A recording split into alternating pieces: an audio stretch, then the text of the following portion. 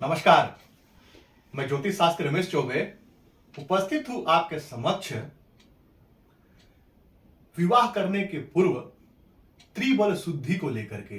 ये त्रिबल शुद्धि विवाह में जितना महत्वपूर्ण कुंडली मिलान है, उतना ही महत्व विवाह के पूर्व ये त्रिबल शुद्धि देखना है। कई बार सब कुछ अच्छा होता है, लेकिन ये त्रिबल शुद्धि नहीं होती है और गलत समय में विवाह हो जाने की वजह से भी दाम्पत्य जीवन में समस्या आने की संभावनाएं बहुत ज्यादा रहती है। त्रिबल शुद्धि में हम सूर्य, चंद्रमा और बृहस्पति का उस समय बलाबल देखते हैं और ये देखना नितांत ही आवश्यक है। कई बार इस पे कुछ भ्रामक स्थितियां उत्पन्न हो जाती हैं और इसका गलत तरीके से कहीं ना कहीं पूजन करा करके विवाह कर दिया जाता है। तो किस समय यह वर्जित है, उस पर मैं आज विशेष चर्चा आपसे करने वाला हूं। आप बड़े आसानी से अपने घर में अपने लड़के या लड़की की त्रिबल शुद्धि का विचार कर सकते हैं। कैसे कर सकते हैं, आइए मैं आपको बताऊं बड़ा सिंपल तरीके में। तो सबसे पहले आपको यह जानना है कि त्रिबल शुद्धि जो है वो हम देखते कैसे हैं। तो इसमें हम 3 प्रकार के बलों को देखते हैं। किसका किसका? तो सबसे पहले देखते हैं हम वर के लिए हम देखते हैं किसका? सूर्य का बल। और कन्या के लिए क्या देखते हैं? कन्या के लिए देखते हैं हम गुरु का बल। और दोनों के लिए क्या देखते हैं? चंद्र का बल। यानी कि वर के लिए सूर्य का बल, कन्या के लिए बृहस्पति का बल और चंद्रमा के लिए तारा का बल। तारा अर्थात कि दोनों के लिए चंद्रमा का बल, वर और वधु दोनों के लिए चंद्रमा का बल। अब यहां पे एक चीज समझिए, पुरुष के लिए सूर्य का बल क्यों देखते हैं? सूर्य क्या है? राजा, शौर्य, पराक्रम, प्रतिष्ठा, मान सम्मान, पुरुषत्व कहीं ना कहीं सूर्य के अंतर्गत आता है, क्योंकि सूर्य ग्रहों के राजा हैं। और स्त्री के लिए गुरु का बल क्यों? भाग्य, पति का कारक, तो स्त्री के लिए बृहस्पति का बल। और दोनों के लिए चंद्र का बल, अर्थात चंद्रमा क्या है? Liquid money. जो आपके पास जो लिक्विड मनी है वो चंद्रमा को दिखाता है। तो उस समय इन तीनों का गोचर में, माने उस दिन के गोचर में जिस दिन का शादी होना है, इन तीनों की शुद्धि होना अत्यंत आवश्यक है। अब कैसे, कब कब वर्जित है, कब कब पूज्य है, वो सब मैं आपको बताऊंगा। पहले आप ये समझिए कि कैसे देखेंगे आप। मान लीजिए कि ये एक जन्म कुंडली आपके समक्ष मैंने बना दिया और आप मान लीजिए कि आज ये कुंडली एक आपके समक्ष तैयार हो गई। अब जिसकी भी जो राशि है, चाहे लड़के का चाहे लड़की का, उनकी राशि क्या है वो देखिए। मान लीजिए कि लड़के का राशि जो है धनु राशि है, तो यहां पे आपने 9 नंबर लिख दिया। अब आज का जो है ऐप में बहुत सारे ऐप हैं, आज का तारीख डाल करके और आज का गोचर वहां पे लगाइए। आज का जो समय है, जैसे कि आज कितना तारीख है? आज है 17 तारीख, तो 17/1/2024 समय डाल दीजिए, स्थान डाल दीजिए वो जहां पे आप हैं, जैसे भोपाल या जहां भी आपका स्थान है, और डाल करके उस दिन का कुंडली बना लीजिए। और जो लड़के की राशि है, धनु राशि है, धनु, आपको कैसे पता चलेगा कि लड़का का या लड़की का कौन सा राशि है? तो उनकी कुंडली में जहां चंद्रमा, जहां पे च लिखा होगा वही राशि है, तो धनु राशि यहां पे लिख लीजिए। और फिर देखिए कि सूर्य कहां गोचर कर रहे हैं। जैसे कि अभी जो सूर्य है वो मकर राशि में गोचर कर रहे हैं, तो 9-10 यानी कि कुंडली के दूसरे भाव में गोचर कर रहे हैं। तो आपने यहां पे आपने क्या लिख दिया? यहां पे आपने सूर्य लिख दिया। फिर आपको यह देखना है कि बृहस्पति कहां गोचर कर रहे हैं, तो 9-10-11-12-1, तो यहां पे 9-10-11-12-1 यानी कि कुंडली के पंचम भाव बृहस्पति अभी गोचर कर रहे हैं। और चंद्रमा, आज का चंद्रमा जहां गोचर करे, चंद्रमा का आपको मैंने इसीलिए नहीं यहां पे आपको बता रहा हूं कि आपको पंचांग देखना पड़ेगा। कई बार चंद्रमा क्या होता है कि मान लीजिए कि आपने सुबह देख लिया त्रिबल शुद्धि में कि चंद्रमा यहां है, और कई बार चंद्रमा मान लीजिए कि दोपहर में 12 बजे, 4 बजे, शाम को या 5 बजे चंद्रमा अपना राशि बदल देते हैं। तो आपको विचार करना है कि चंद्रमा कहां बैठे हैं। ऐसे करके आप इन तीनों को आप बना लीजिए ऐसे चार्ट में। और फिर आपको क्या देखना है, अब कहां कहां वो शुभ होते हैं, कहां कहां शुभ, वो आपको विचार करना है। तो वर की कुंडली से यदि मैंने लिख दिया है त्रिबल शुद्ध, पूज्य और वर्जित, अब पुरुष की कुंडली में वर की राशि से सूर्य कहां कहां, तो 3, 6, 10 और 11 में शुभ माना गया है। 3 यानी कि यदि यहां हो, 3 यहां बोलते हैं 3, उसके बाद 6 यानी कि सूर्य यहां हो, फिर 10 यानी कि यहां हो और 11 यानी कि यहां हो। तो ये मिटा देता हूं ताकि आपको कंफ्यूजन ना हो।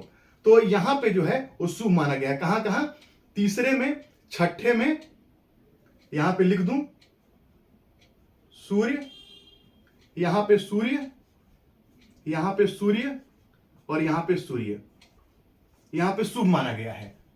और वर की कन्या से आपने सूर्य को देख लिया, फिर आप बृहस्पति को देखें तो बृहस्पति दूसरे में, पांचवें में, सातवें में, नौवें में, यानी कि यदि गुरु यहां हो दूसरे में, गुरु यहां हो पांचवें में, गुरु सातवें में यहां पे हो और नौवें में हो, यहां पे गुरु हो और 11वें में यानी कि यहां गुरु हो, तो ये श्रेष्ठ माना गया है। तो यहां पे यदि बृहस्पति हो तो अत्यंत शुभ माना गया है। उसके बाद में फिर वर और वधु दोनों की राशि से, दोनों की चंद्र राशि से चंद्रमा को देखेंगे। कहां कहां, 3, 6, 7, 10 और 11, यानी कि 3 यहां पे, 7 यहां पे, 10 यानी कि यहां पे और 11 यानी कि यहां पे, तो अत्यंत शुभ माना गया है। 3, 7, 3, 3, 6, 7, 10, 11, 3, 6 यानी कि यहां भी 3, 6, 7, 10, 11, तो यहां पे चंद्रमा को शुभ माना गया है। अब ऐसी स्थिति यदि है, आप कोई भी माने जहां चंद्रमा लिखा वही आपकी राशि है, उस अंक को यहां लिख दीजिए और उसके आगे जो भी आपके कुंडली में अंक बनता है चंद्रमा के आगे, जैसे 9 के बाद 10, 11, यहां 12 आ जाएगा, 12, फिर 1, 2, 3, 4, लेकिन भाव ऐसे ही गिनते हैं, जैसे कि यहां से ये 1, 2 और ये 3 यहीं से गिनेंगे, 1, 2, 3, तो ये तीसरे भाव में सूर्य हो, छठे भाव में सूर्य हो, 10वें में हो और 11 में, तो श्रेष्ठ माना गया है। और दोनों की कुंडली से यदि ये तीनों चीजें मिल जाए, जैसे कि सूर्य भी उनके कुंडली से 3, 6, 10, 11 में, लड़का लड़की के दोनों की कुंडली से, तो बहुत बढ़िया है। और बृहस्पति भी यदि 2, 5, 7, 9, 11 हो तो बहुत बढ़िया है। और चंद्रमा भी यदि 3, 6, 7, 10, 11 है तो बहुत बढ़िया है। तो यहां अत्यंत शुद्ध हो जाता है, त्रिबल शुद्धि, और आराम से विवाह कीजिए। धन धान्य की भी स्थिति बढ़िया रहेगी और लड़के का पुरुषत्व भी कायम रहेगा और साथ ही साथ जो है हर प्रकार से भाग्य, धन धान्य सबकी जो है उसमें समृद्धि दोनों को मिलती रहेगी। अब कहां कहां पे पूज्य हैं, तो यदि वर की कुंडली से सूर्य पहले भाव में, दूसरे भाव में, 5वें में, 7वें और 9वें भाव में यदि हैं, भाव मैंने बता दिया, तो फिर यहाँ पे पूजा होती है। क्या पूजा होती है उसके लिए, उसको बोलते हैं लाल पूजन। इसमें सूर्य भगवान की पूजा होती है और सूर्य भगवान के जो चीजों का दान किया जाता है। और कन्या की राशि से, चंद्र राशि से बृहस्पति यदि पहले में, तीसरे में, छठे में, 10वें में, पहले में, तीसरे में, छठवें में और 10वें में है, तो इनकी पूजा होती है। क्या क्या पूजा होती है, इसको बोलते हैं पीला पूजा, पीली पूजा, यानी बृहस्पति का पूजा होता है, बृहस्पति की चीजों का दान करते हैं। और चंद्रमा दोनों की राशि से यदि पहले, दूसरे, 5वें, 9वें और 11वें भाव में हो, तो फिर तब भी चंद्रमा की यहां पे पूजा होती है और चंद्रमा की चीजों का दान किया जाता है। लेकिन यदि गोचरवश सूर्य लड़के कुंडली से 4, 8 और 12 में हो, 4 कहां पे होता है, 4 यहां पे, यानी कि सूर्य यदि यहां पे हो चौथे में, 8वें भाव में हो, यहाँ की यानी कि यहां पे हो सूर्य चौथे, 8वें और 12वें और यहां पे हो, तो ऐसे में विवाह नहीं होता है। उसी प्रकार से कन्या के कुंडली से भी यदि बृहस्पति जो है चौथे, 8वें और 12वें भाव में हो, तो विवाह वर्जित है।